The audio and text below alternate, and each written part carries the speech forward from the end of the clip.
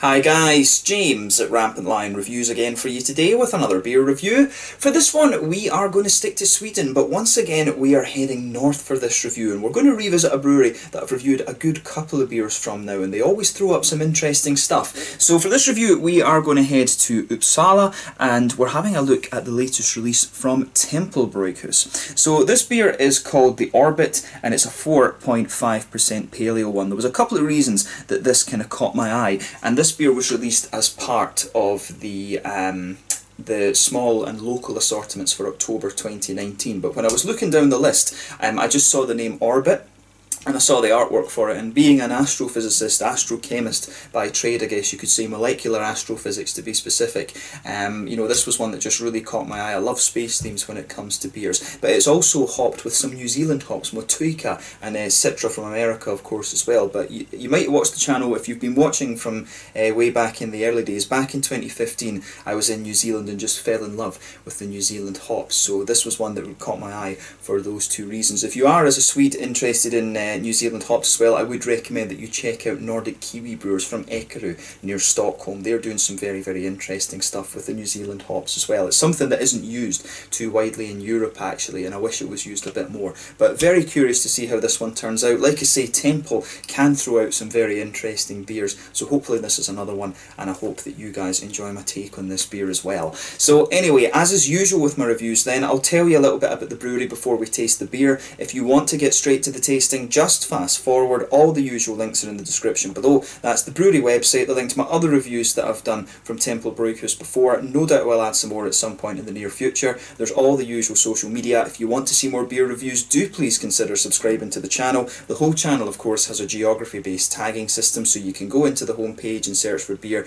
based on country, city, state, county, prefecture, whatever it is you're interested in. Do check out the playlists of beers for different countries. There is one there for all the Swedish beers that I've reviewed for you. That's being added to whenever I get the opportunity. And as always, please do get in touch and let me know some of the other beers and breweries that you guys would like to see me review. It's always great to hear from you guys that are watching the videos, and the support that you show the channel is hugely appreciated. So anyway, to tell you a little bit about Tempel Brygghus then, on to my brewery notes. So Tempel Brygghus was founded back in 2014 by Arvid Landgren, and they're currently based just outside of Uppsala, as I mentioned before. Very pretty city, by the way, the biggest brick cathedral in Northern Europe actually. I would recommend, and home of course to Sweden's oldest university as well. There's a bit of a rivalry here with my town Lund, being the second oldest and having the biggest stone cathedral in Northern Europe.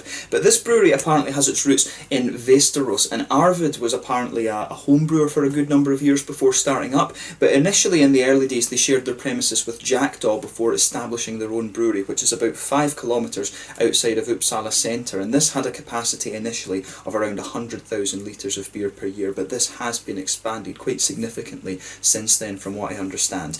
But Arvid is joined at the brewery by Johan Holmedal, who previously worked for Strottsjälens, one of the other breweries in Uppsala, and this brewery is, initially they specialised in sour beers, but they started to add non-sour beers like this one to their repertoire beginning over 2017 if I remember correctly, and this year in 2019 they've also started their own beer festival as well.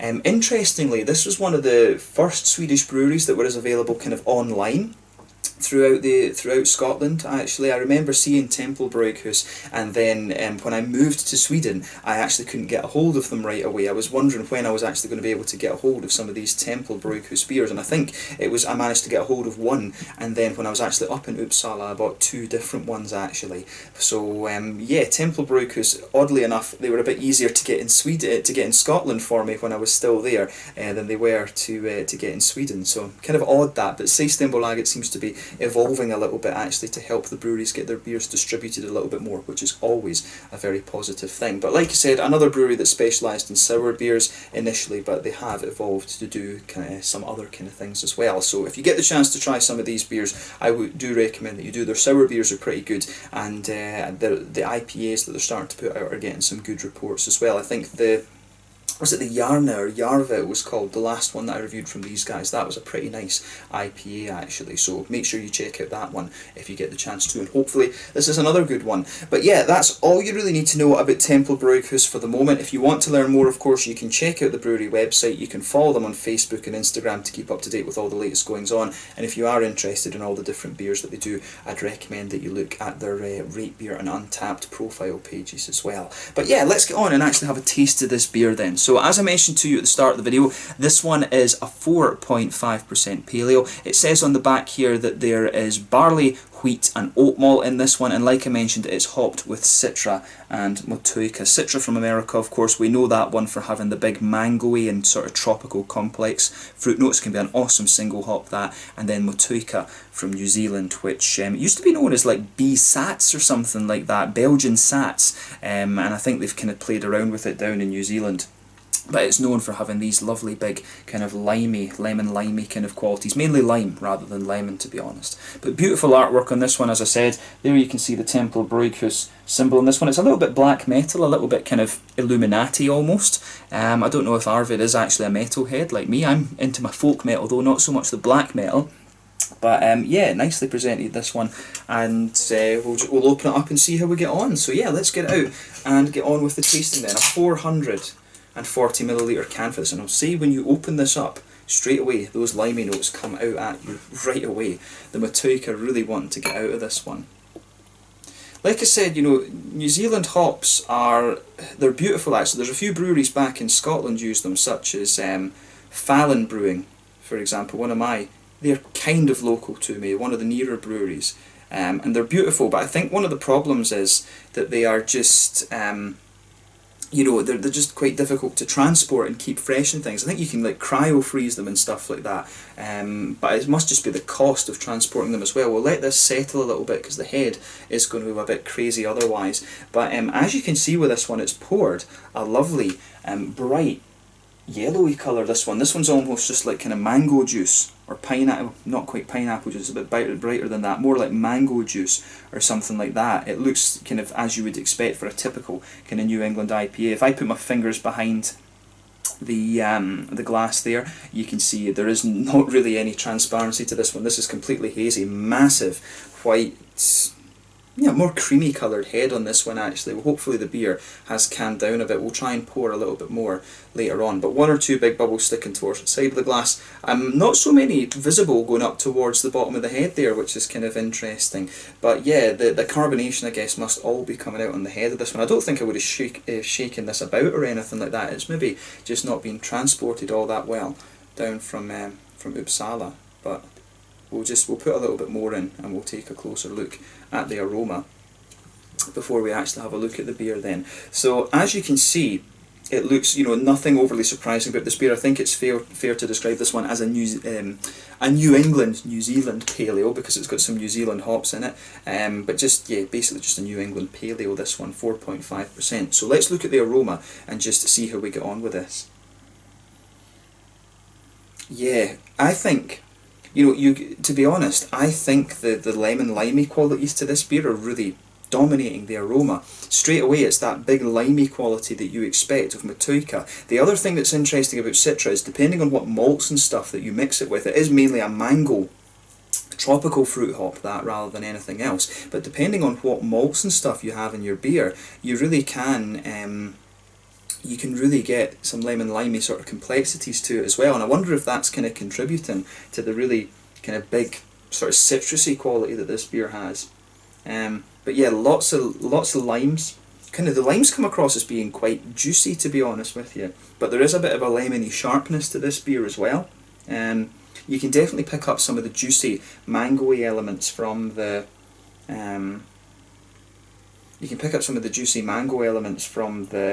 the Citra in this one too. There's maybe a little bit of a kind of lychee, kind of gooseberry note, you know, some of these other complexities that you'll get from Citra. So it definitely has that. On the green side of the hops, definitely a nice little bit of floral aromaticity, a little bit of a lighter kind of grassy note to the beer as well. I'd say it's more floral on the green side of things rather than anything else. But there is, you know, there is a little bit of an almost kind of sharpness to this beer. And you know, it's almost the same sort of thing you would maybe get from the likes of like melanoidin malt or acidulated malt, which was always quite popular with breweries like Magic Rock. I always remember they liked to put a little bit of acidulated malt in their beers just to give you a little bit of zip, sharpness almost to the malt base. And you know, they always, the beers, even the IPAs just had that slightly kind of sour backbone to them, which was kind of interesting. And like I say, Tempel Brygghus originally were a sort of specialist sour beer brewery, so maybe that little bit of sharpness, I wouldn't be surprised if there's a little bit of like melanoidin or acidulated malt in this one, just going by the aroma, because you can smell that little bit of sharpness in there, and it seems to be mixing in with the more malty aspects of the aroma here. So that's an interesting point to make about this beer. So yeah, on the malty side of things then, you can definitely pick up this beer. It comes across as being a little bit almost farmhousey. If you think of like the sort of herbally, vegetally, bready kind of thing that you'll get from the likes of Heady Topper, this beer really has that kind of vibe about the malt base. So you can pick up a good bit of a white, bready, wheaty quality in there, and the wheat has a little bit of astringency, and again, that's kind of getting into these things I was talking about with the sort of almost the melanoidin acidulated malt kind of thing. You can smell a little bit of the oats in there, the kind of oaty creaminess, but I think the wheat's dominating the malt base here. But yeah, nice big white bready quality, smooth wheaty notes, and also a nice kind of, it does just have that little bit of kind of acidulated sharpness to it, which is kind of interesting actually. So yeah, just pay attention to the malt base in this beer, because that's one of the most kind of quirky things about it, but it does come across as being sort of old school New England kind of farmhousey. The New England IPAs and stuff like that, most of the ones that you will find in Sweden, Stigbergets, OO Brewing of course were the ones who kind of kicked that off. They do come across as being more kind of smooth and creamy, if that makes sense, whereas Heady Topper and all these kind of things are a little bit more farmhousey, slightly more grainy kind of thing. So this, but I mean, Nordic Kiwi brewers that I mentioned earlier, they use those kind of old school yeast too, so I'm curious just to see how this one turns out. As I always say, take a little bit of time and just enjoy the aroma of the beer before you get stuck into it. But you can see the carbonation on this one. I don't know if they're can conditioning this or what they're doing, but the carbonation with this beer I think has had a little bit of an issue, but we won't hold that against them as long as it's a good beer. But yeah, as you can see, it looks very nice, it smells interesting as well. Take a bit of time to enjoy that, but we're going to get stuck into this one now. This one is the Orbit, 4.5% pale ale with Citra Mosaic from Tempel Brygghus, just outside of Uppsala, north of Stockholm in Sweden. Let's get stuck in. Slange, skål.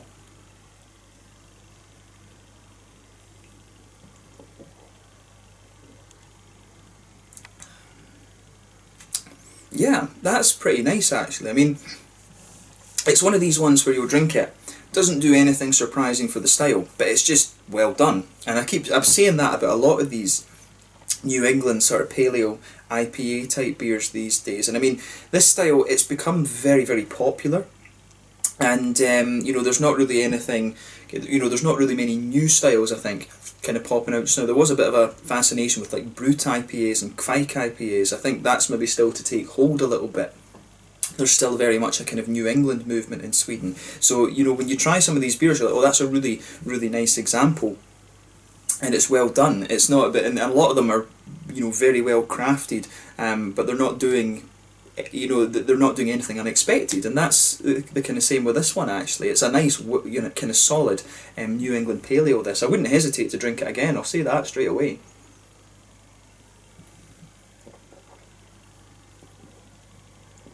And I'll say as well, I was wrong about the, you know, thinking there might be a little bit of a kind of acidulated malt in this one, and when I was talking about the sort of funky, the sort of old school kind of farmhousey yeast in there, I was right about that to some extent, because it's not quite as kind of almost rough and gruff, if you like, as some of these beers that you can get within this category.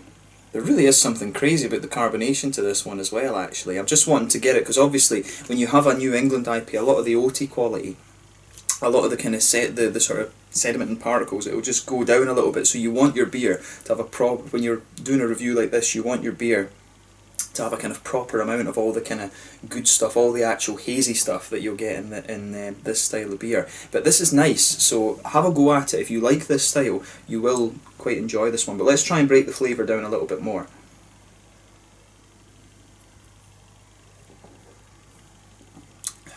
Yeah, so straight away in the middle of your palate, you're going to feel that nice kind of white bready quality, that almost pale malty note just blanket the middle of your tongue. The further you go into the aftertaste, the middle of your palate's going to dry out a little bit, and you'll start to get the kind of, you'll get a little bit of that sort of, it's like the kind of herbal, vegetal-y kind of thing that you'll get from these New England farmhousey yeasts. Of course, if you compare this to the Kvike yeasts that are coming out of Norway now from Voss, you know, they have a little bit more of a kind of citrusy sharpness, a kind of zippy quality, whereas the New England ones are actually quite, they're a little bit kind of smoother and more grainy, to be honest with you.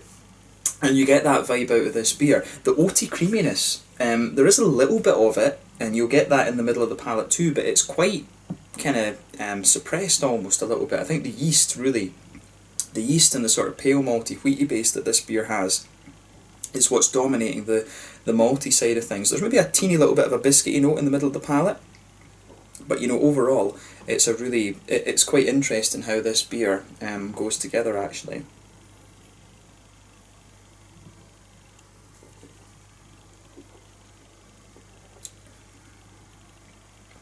Yeah, so the malt base, it's just what you'd expect from this style, to be honest, and it feels a little bit lighter, which again is what you'd expect from the pale ale. The pale ale is the little brother of the IPA, of course, separated by hop to malt ratio, or malt to hop, I'm not sure which way round. But yeah, the malt base in this one is fairly kind of nice. This is just meant to be a session beer, this. I think there's not much doubt about that, to be honest with you. The malt base does kind of everything you'd expect. Hoppy side of things then, back corners of the palate, there is a little touch of earthiness there. As you move further forward, it starts to become a little bit herbal, and then as you reach the front corner of the palate, it's nice and floral and aromatic. It's got a nice sort of big spicy kind of floral quality to it, to be honest. Then round the front curve of the palate, it's a little bit lighter and more grassy, which is nice, and that kind of suits the limey qualities that the beer has.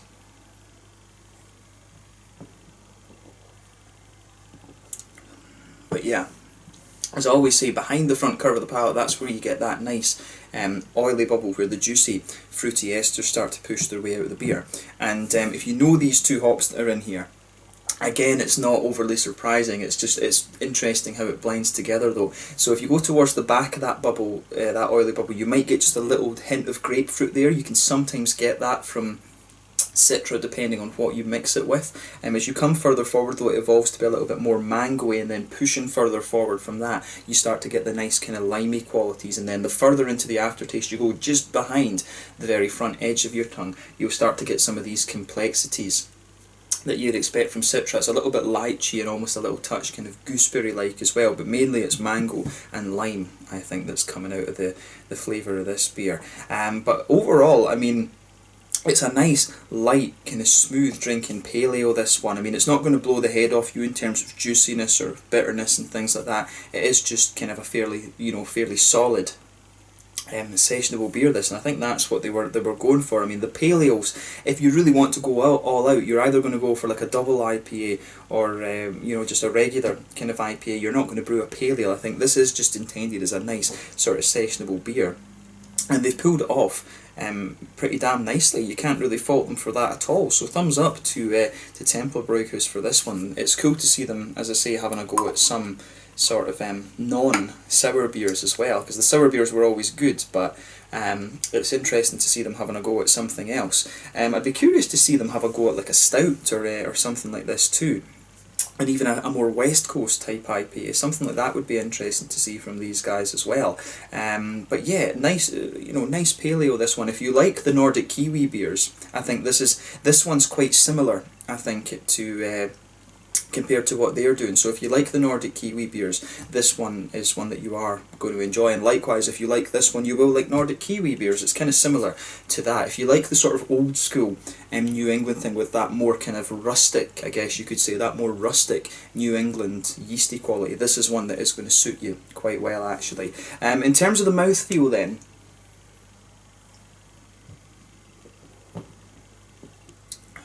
yeah, it's quite light-bodied, this one. The carbonation is pretty smooth. This beer, in terms of its overall mouthfeel, it finds a good balance between smoothness and wetness actually, and I think that works really quite well. The malt base is very, very smooth. The whole acidulated malt thing I was talking about earlier that I was expecting from this, from the aroma, didn't come into play, so I just sat and babbled rubbish for a little bit. But yeah, very smooth malt base, a little teeny bit of biscuity sweetness to it.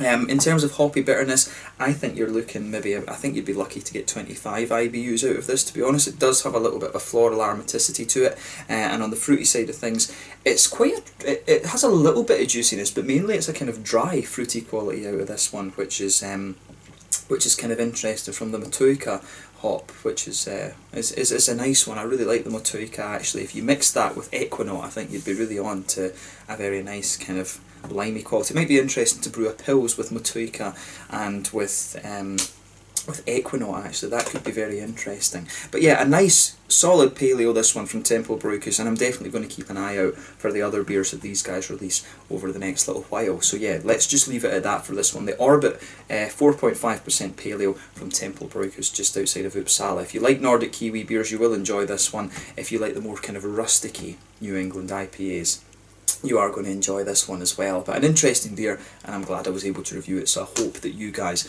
have enjoyed my take on this beer as well. So anyway, as is usual with my reviews, thank you for watching. Let me know your own thoughts on this beer in the comments section below. Let me know what your favourite beers are from Tempel Brygghus as well. Do give me some other beer and brewery recommendations, and I'm sure I'll return to these guys in the fairly near future. Thank you again for watching, and I will catch you guys very soon. The Prbit Pale Ale at 4.5% from Tempel Brygghus, just outside of Uppsala here in Sweden. Slanja, skål.